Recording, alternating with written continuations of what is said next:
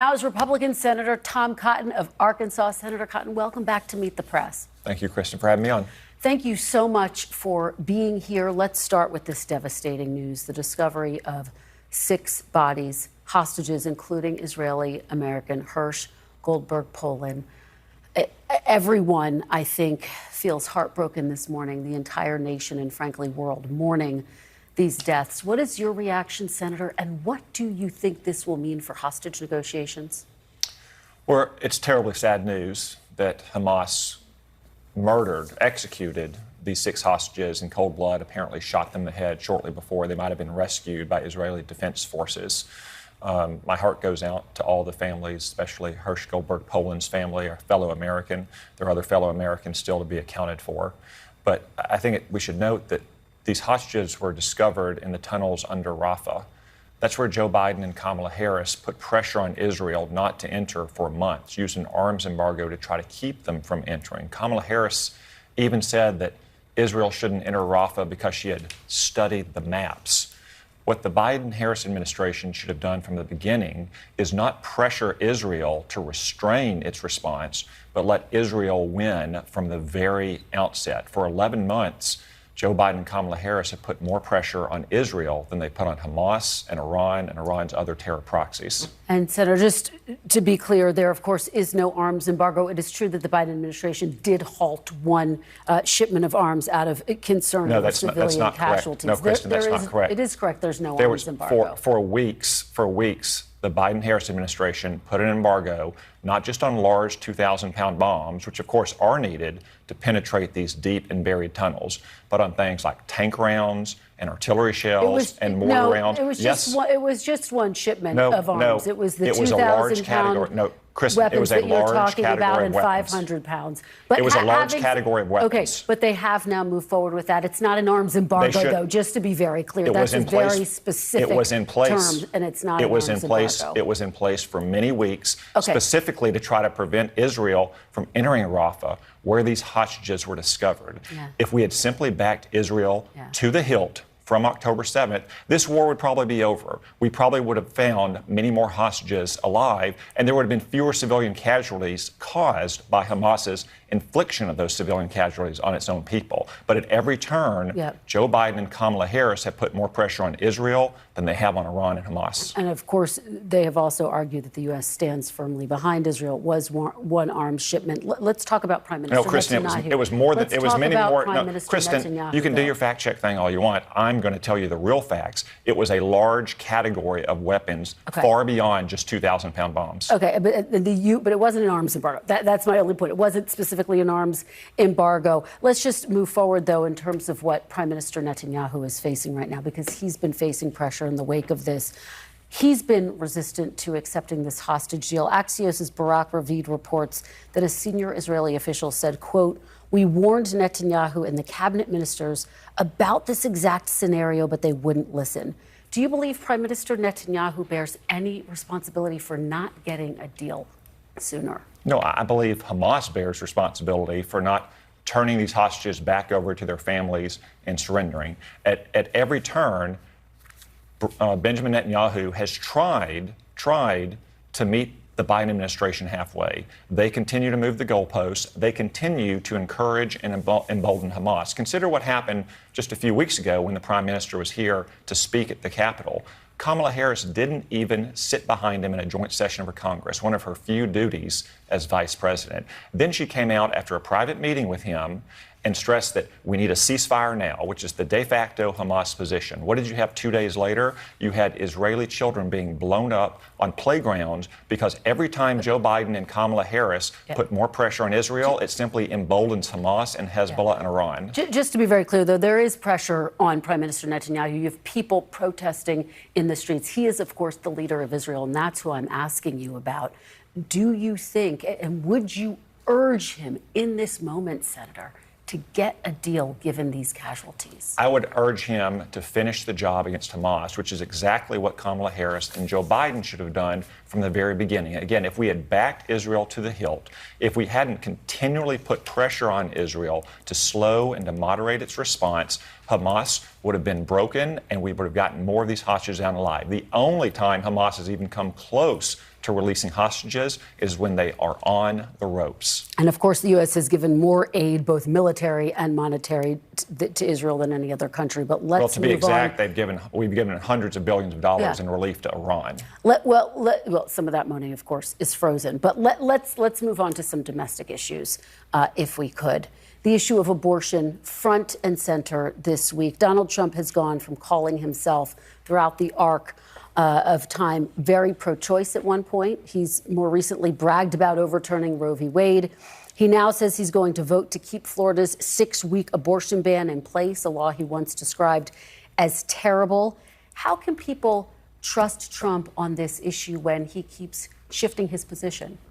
Well, the president's been very clear. He does not support a nationwide abortion law. In fact, there's only one candidate in this race who supports a nationwide abortion law. It's Kamala Harris. And we know what it is because the Senate proposed it and we voted on it.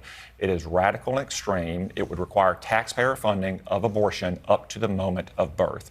That's what she stands for. She's the only one in this race calling for a nationwide abortion law, something that is wildly unpopular. Just to be clear, the bill you're talking to requires that there be exceptions for health through the end of pregnancy, not that all abortions be legal in all cases. But President Trump has said he supports exceptions when a woman's health is at risk, when she's been raped or been the victim of incest. And the vast majority of Americans support those as well. But this law is radical. It would overturn 50 years of precedent and require taxpayer funding for abortion, even in these cases. Well, taxpayer funding for abortion is currently, of course, illegal under the Hyde Amendment. And just to be clear, abortions later in pregnancy, 21 weeks and after, are extremely rare. Well, if they're so rare, in the case of a health emergency. If they're so rare, why won't Kamala Harris say, then fine, we shouldn't allow them with those exceptions? Because if they're of the concern so rare. for health emergencies. But if you have those exceptions, Kristen, if you have those exceptions, it will account for those rare health emergencies. So why won't she say it? But that is what the law does. It says up to the time of viability with exceptions. States are allowed to have exceptions if there are health emergencies. Kamala Harris voted against the Born Alive Victims Protection Act. She did not. Yes, she did. Senator, I was there. She voted against. I was there. She voted against it. Kristen, if these cases are so rare, she voted in the against late advancing term, the bill twice. If these cases are so rare in late-term pregnancy, then why won't she say, you know what, we should prohibit these with exceptions for the mother's life? Why won't she say that? Because she is a radical on abortion. Just to be clear, she voted against advancing the bill twice when she was senator. She's called it extreme. Let me ask you about something else. I interviewed J.D. Vance last week. He told me Donald Trump would veto a federal abortion ban if it came to his desk. Now Trump is not committing to that. Do you think he would sign that veto if it came to his desk? Well, Kristen, I think it's a hypothetical first off. We both know there's not going to be 60 votes in the Senate anytime soon for either party's preferred or centrist position on abortion, whether it's the radical position that Democrats have or the pro-life position that most Republicans have. So I think it's a hypothetical question. But President Trump has been consistent, is that there's not going to be a nationwide abortion law while he's president. He appointed 3 justices who reversed Roe v. Wade, which was wrongly decided, which even liberal scholars acknowledged was poorly reasoned, and returned this question to where it had rested for 170 years, which is the American people making choices through their elected representatives at their states. States are going to have different kinds of laws. Donald Trump has acknowledged that. I hear you're saying that former President Trump has been consistent, but as we showed, he's actually pivoted quite a bit on this issue. But J.D. Vance was very clear. He said that Donald Trump would veto a nationwide ban. And I guess the question is, why can't Trump be clear with people about where he stands? Are you clear? I know you're saying it's a hypothetical. Kristen, he has been clear about what he would do? He has been clear that there will not be a nationwide abortion law when he's president. He has been perfectly consistent on that. Now, Kamala Harris, to her credit, she's been consistent and not tried to hide her radical position on abortion. It's the only position she hasn't tried to hide over the last 6 weeks, like her position on decriminalizing illegal immigration or banning gas-powered cars or banning fracking. Abortion is the one issue on which she hasn't tried to hide her position from the American people in this election. I'm going to talk to Congressman Ro Khanna about all of that coming up. But let's stick with Donald Trump. His big announcement on IVF this week. He said Thursday he wants the government to pay for or force insurance companies to cover IVF. Is that something you would support, Senator? Well, all Republicans to my knowledge, support IVF in the Congress, and there's no state that prohibits or regulates IVF in a way that makes it inaccessible. It is expensive for many couples. I understand that.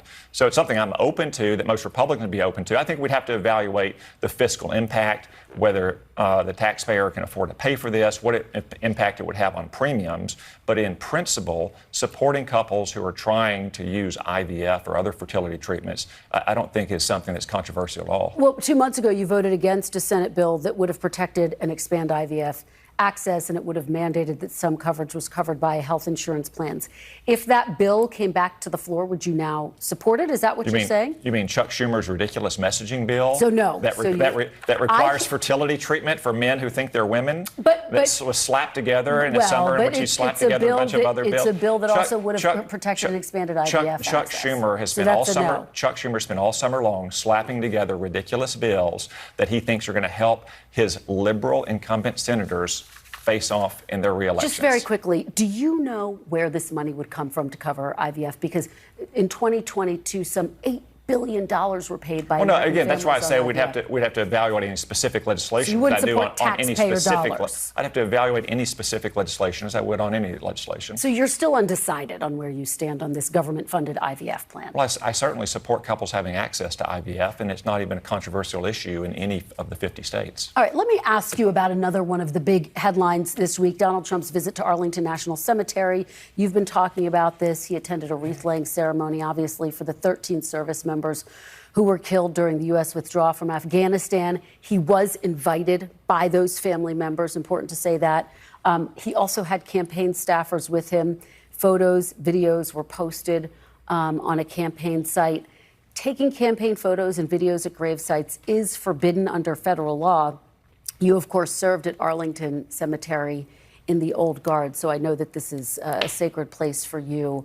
Bottom line, though, I guess, Senator, is it ever appropriate to make campaign content at military grave sites? He didn't take campaign photos there. These families, Gold Star families, whose children died because of Joe Biden and Kamala Harris's incompetence, invited him to the cemetery, and they asked him to take those photos because, as they told me yesterday when I spoke to Kelly Barnett and Darren Hoover, the parents of Taylor Hoover, who has Arkansas ties, they don't get to go to the beach on Labor Day. They don't get to have barbecues. This is their one chance to have a memory of their children, to commemorate their service and to honor their sacrifice. They wanted President Trump there. They wanted to take those photos. You know who the families also invited? Joe Biden and Kamala Harris. Where were they? Joe Biden was sitting at a beach. Kamala Harris was sitting at her mansion in Washington, D.C. She was 4 miles away. 10 minutes. She could have gone to the cemetery and honored the sacrifice of those young men and women. But she hasn't. She never has spoken to them or taken a meeting with them. Well, they did meet with them during the dignified transfer. They were with them at the dignified transfer. Her and Joe Biden's incompetence, those 13 Americans were killed in Afghanistan. Well, not everyone obviously was pleased with this visit. And again, just the law says memorial services and ceremonies at Army, national, military cemeteries will not include partisan political activities. And it didn't, Chris. President Trump wasn't wearing a red... It was posted on a campaign site, though. He wasn't wearing a red MAGA hat. I understand. He didn't have a Trump hat. It was posted on the just Trump like Joe TikTok Biden, just like Joe Biden has posted content of himself in the cemetery or in other cemeteries or at a dignified transfer. Yeah. They're all American citizens. They have a right to go there and to honor the sacrifice of those 13 Americans who Joe Biden and Kamala Harris sent to their death. Let me ask you about what we're hearing from another family. The family of Master Sergeant Andrew Marchesano. He was a Green Beret. His family was concerned that his grave was actually shown in a photo that was posted on social media. A statement from the Marchesanos' sister, Michelle, said, quote, "We hope that those visiting this sacred site understand that these were real people who sacrificed our freedom and that they are honored and respected accordingly." Did the Trump campaign fail to honor her wishes, their wishes? No, Kristen, they honored the wishes of the 13 families whose children died at Abbey Gate. Those families wanted the photos. They told me yesterday that they specifically asked President Trump for the photos. Obviously, headstones at Arlington are close to each other. And when you take a photo of your loved one, when you take a photo of your loved one, then other headstones are going to be present as well. Frankly, I think it's pretty disappointing that the New York Times went and found a family whose headstone was featured in that photograph of another Gold Star family, and then went to them to try to embarrass the Gold Star families who wanted President Trump. Very quickly, have you had any conversations with former President Trump about joining his administration should he win? All we're talking about is making sure that he does win and that we elect Republican majorities in the Congress so we can begin to reverse some of the damage that Joe Biden and Kamala Harris have caused. All right, Senator Tom Cotton, thank you so much for being here this morning on this Labor Day. Hope you get some time with family. Really appreciate it.